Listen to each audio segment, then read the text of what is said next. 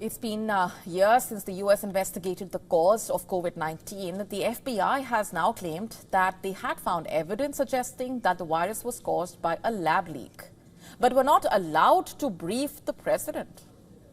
Joe Biden had ordered an investigation in May 2021 by US intelligence agencies and national laboratories. The probe was basically to identify whether the virus had been transferred from an animal to a human or had escaped from a Chinese lab. One of the most popular theories at the time was that it had been transferred from a bat at a wet market in Wuhan, where the virus first emerged in 2019. The National Intelligence Council, along with 4 intelligence agencies, had concluded with quote-unquote low confidence that COVID-19 had been transmitted from an animal to a human. This was then presented to Biden and his top aides in August 2021.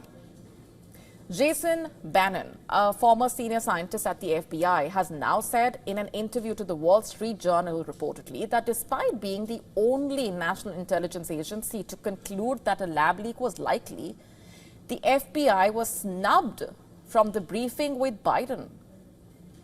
The FBI reportedly had not only concluded a lab leak was likely, but that it had, quote-unquote, moderate confidence in its assessment more than any other agency. Bannon has said that the FBI had expected to make this case to the White House and found it surprising that no officials from the agency were invited to do so. The Office of the Director of National Intelligence has responded, saying that the differing views among the intelligence community had been fairly represented and that it was not standard practice to invite representatives from individual agencies to briefings for the president. The scientist has since retired but is calling for the evidence backing a lab leak theory to be reassessed.